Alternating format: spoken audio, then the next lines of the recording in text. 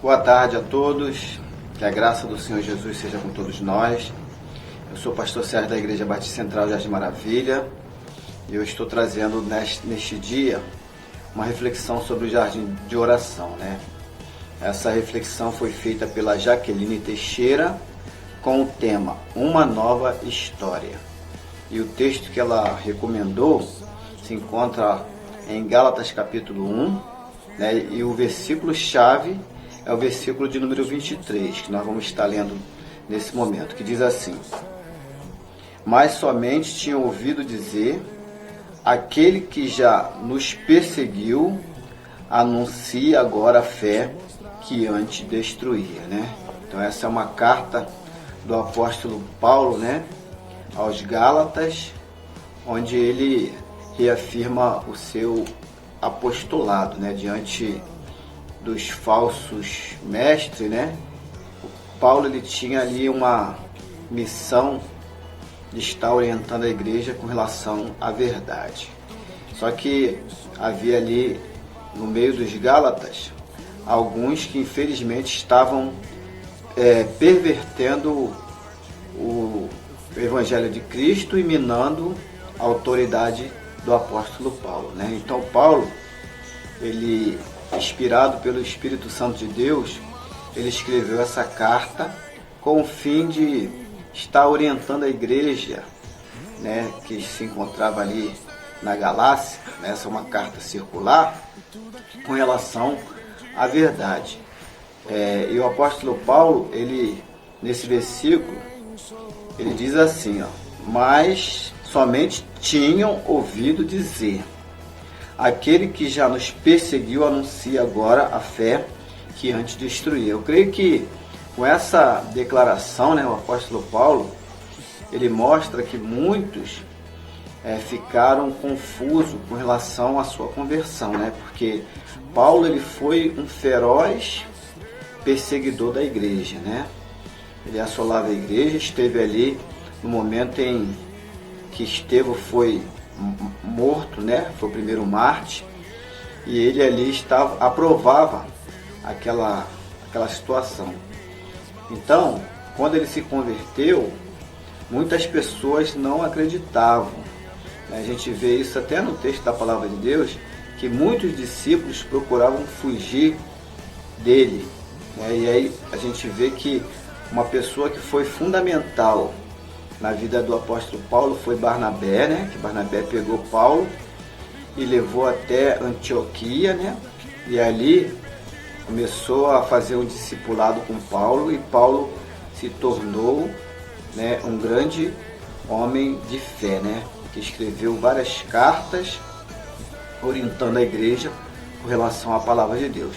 Mas nessa reflexão, a irmã Jaqueline, ela fala sobre o tema Uma Nova História. E eu vou estar lendo aqui para a gente poder entender melhor, né, o que ela está trazendo para nós nesse jardim de oração. Ela começa assim: quando Paulo se tornou um seguidor de Cristo e foi enviado pelo Espírito Santo para pregar em diversos locais, muitos ficaram desconfortáveis e desacreditaram na sua palavra, trazendo à tona seu passado, né? Então, como foi esse texto aqui que nós acabamos de ler, né? Vou repetir mais uma vez. Quando diz lá no versículo 23 de Gálatas capítulo 1, mas somente tinham ouvido dizer, aquele que já nos perseguiu anuncia agora a fé que antes destruía, né? Então, muitos estavam trazendo à tona, aquele que nos perseguiu agora está pregando a fé que um dia ele combatia, né? Foi o apóstolo Paulo. Entretanto, os frutos do trabalho de Paulo falaram por ele, e Deus encheu de autoridade espiritual, né? Então, os frutos, a Bíblia diz que pelos frutos conhecereis a árvore, né? Então, os frutos do apóstolo Paulo testemunhavam da sua transformação, né? Ele havia realmente se convertido ao Evangelho de Cristo, né? E aí, através das suas ações, através das suas palavras, através das suas atitudes, né? Isso era demonstrado, era evidente para aqueles que o observavam, né? A Bíblia diz que não se pode esconder uma cidade edificada sobre um monte. Então Paulo, realmente, ele teve uma conversão genuína, né? Foi algo assim radical que Deus fez na vida dele ali quando ele estava indo na estrada de Damasco para perseguir os cristãos. Aconteceu na vida do apóstolo Paulo o que tem acontecido na vida de muitos, né? A Bíblia diz: se alguém está em Cristo, lá em 2 Coríntios 5,17, nova criatura é, as coisas velhas já passaram e eis que tudo se fez novo. Um grande perseguidor de cristão se tornou missionário porque foi transformado por Jesus e comissionado a pregar o Evangelho, né? Então o apóstolo Paulo, ele foi um grande missionário, um grande pregador da palavra, né? Ele ia e levantava a igreja e colocava pessoas ali na sua supervisão e depois voltava para ver como que aquela igreja estava indo, né? Escreveu várias cartas orientando a igreja do Senhor Jesus Cristo, né? Então ele pregou o Evangelho, né, a muitas pessoas. Paulo tinha um passado terrível, mas que servia apenas para mostrar o poder da obra redentora de Cristo, né? Então ele tinha um passado, mas a partir do momento que ele teve um encontro com Jesus Cristo, ele se tornou uma nova criatura, né? Ele não era mais o mesmo homem, e seu presente comprovava, né? Já não era mais a mesma pessoa que perseguia os cristãos. Agora a vida dele agora estava a serviço do Evangelho. Por isso ele escreveu aos Gálatas, reforçando que a sua história foi reescrita pelo Senhor e que agora ele poderia orientá-los e exortá-los para que não fossem levados por um falso evangelho e por falsos mestres, né? Então por isso que ele escreveu essa carta, né? Para poder estar orientando os Gálatas com relação à verdade, né?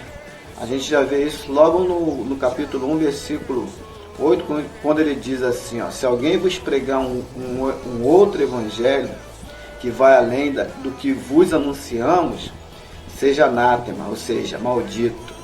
Então ele estava procurando ali guiar os Gálatas na verdade, né? Ele tinha ali um compromisso com Deus, né, e com a igreja, né? Porque muitos que estavam ali, muitos dos falsos mestres, falsos cristãos que estavam ali, estavam pervertendo o Evangelho de Cristo, né?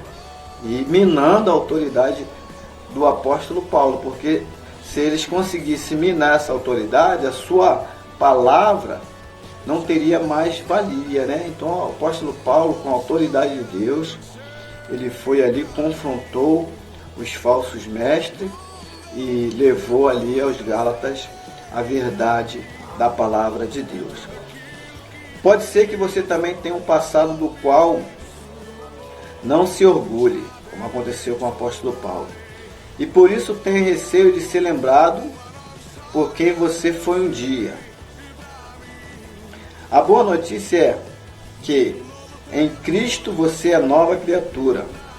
Ele restaurou o seu nome e lhe deu uma identidade de servo.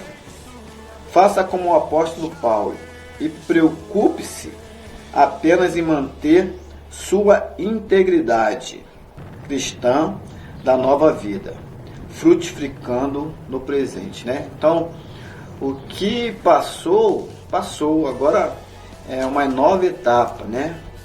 E em vez de ficar preso ao passado, olhando para o passado, você precisa agora olhar para frente. Como o apóstolo Paulo, lá em Filipenses capítulo 3, versículo 14, ele diz assim, ó: prossigo para o alvo pelo prêmio da soberana vocação em Cristo Jesus. Então você precisa prosseguir, né? Precisa caminhar, né? E olhar para frente, porque o nosso alvo é Cristo. O nosso alvo é agradar aquele que nos chamou, assim como o apóstolo Paulo, né? Ele recebeu o Evangelho diretamente de Deus e o objetivo dele era agradar a Deus e não os homens. É o que está escrito, né? Depois você pode ler aqui nesse capítulo de Gálatas, né? Ele fala, né, que o objetivo dele era agradar a Deus, porque ele recebeu o Evangelho diretamente de Deus, né? Assim como nós também recebemos esse Evangelho de Deus, nós precisamos agradar a Deus, né? Então, você precisa manter a sua integridade e você precisa frutificar nesse presente século, né? Porque nós fomos chamados por Deus para dar frutos, bons frutos, né? Frutos internos, que são os frutos do Espírito Santo, mas frutos também são vidas que precisam ser alcançadas, né, através do nosso testemunho, através do Evangelho de Cristo. Amém? Busque ao Senhor para que a cada dia você cresça na fé e se pareça mais com Jesus. Seja cheio do Espírito Santo e ele testificará a sua regeneração, né? Então, é importante que você busque mais o Senhor. A Bíblia diz que nós precisamos ter um alvo. Você tem um alvo na sua vida secular, de repente de fazer uma faculdade, de repente de estar melhorando num dom, né? Na música ou no instrumento, se qualificando cada vez mais, né? Na área que você está servindo, né? Na sua profissão. Então você precisa também ter um alvo na sua vida espiritual, né? A Bíblia diz que nós precisamos buscar a estatura de varão perfeito. Então esse precisa ser o nosso alvo. Mas para que isso venha a se concretizar na sua vida, algumas coisas são fundamentais. Primeiro, a importância da oração, a importância da palavra e a importância da comunhão. E aí você vai estar crescendo na fé e você vai estar frutificando para Deus, né? A Bíblia diz lá em 1 Pedro 3,18: antes cresçais na graça e no conhecimento de nosso Senhor e Salvador Jesus Cristo, né? Que você possa ter esse objetivo em mente na sua vida neste ano de 2022. Não importa quem você foi um dia, apenas quem você é em Cristo, né? O que importa para Deus é o que você é hoje. O que você foi, ficou no passado. E Jesus agora quer escrever uma nova história na sua vida. Então o importante é hoje, né? Então hoje você precisa colocar a sua vida diante do altar do Senhor. Amém? Então se alguma coisa tem te pedido de caminhar, que você possa estar colocando diante do altar do Senhor hoje e prossiga para o alvo, porque no final dessa caminhada tem um prêmio, né? Tem um prêmio. Um prêmio. Aquele que vencer, dar-te-ei a coroa da vitória. Então que você possa estar focado nesse objetivo, né? De caminhar, de prosseguir, né? Porque muitas pessoas, infelizmente, têm ficado pelo caminho. Que hoje você possa dar um passo, amanhã você possa correr, e depois da manhã você possa dar um passo, mas que você possa todos os dias procurar caminhar um pouco mais em direção a Cristo. Amém? Vamos orar nesse momento. Santo Deus, eterno Pai, obrigado, Senhor, por estarmos aqui na Tua presença. Obrigado pela Tua palavra, Senhor. Obrigado, Senhor, porque o Senhor a cada dia tem nos dado a oportunidade de recomeçarmos de novo. Ó Deus, que a pessoa que vai estar ouvindo essa reflexão, Senhor, que o Teu Espírito possa estar tocando no seu coração, porque ela é uma nova criatura em Cristo, Senhor, e o Senhor tem um propósito para a vida dela, Senhor. Abençoa cada vida, cada família. Abençoa a tua igreja, espalhada pela face da terra. Ó Deus, nós oramos e te agradecemos em nome de Jesus. Amém. E graças a Deus. Que Jesus Cristo possa escrever uma nova história na sua vida. Em nome de Jesus. Amém.